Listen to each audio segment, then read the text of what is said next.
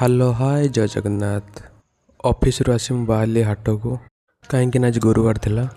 मु और विकास चलू हाट को।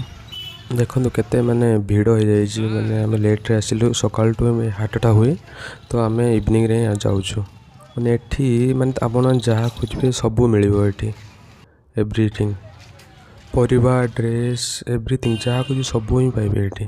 केवल सप्ताह गोटे दिन केवल से माने गुरुवार ही हाटटा हुए। पसंद कंदमूल बुझुची कहले कि किलो 80 टंका। ये मोर एसब किसी नबार नहीं। आम चलू टमाटो आने आग को। एपटे भी सेव बिक्री हो, डालिम भी बिक्री होता। आम पहुँचल टमाटो पाखे। टमाटो ये था 5 केजी की 100 टंका। आम 1.5 केजी लगे नहीं आसिलु, 30 टका ना। आगू चलू किसी परिवा आने। एपट साइड सब परिया कूड़ धारिया बिक्री हुए, माने 3टा कूड़ नब 50 टका ने। मु 3टा नेली और विकास भी 3टा नेला। आपण जहाँ भी चूज करी कहे से माने देवे जोटा आपण मन दरकार। तो नहीं सारी आम आसिलु पुणी देखापी कौन अलग भेराइटी कौन अच्छी। सजना छुई मुझे आ चलू पुणी आग को।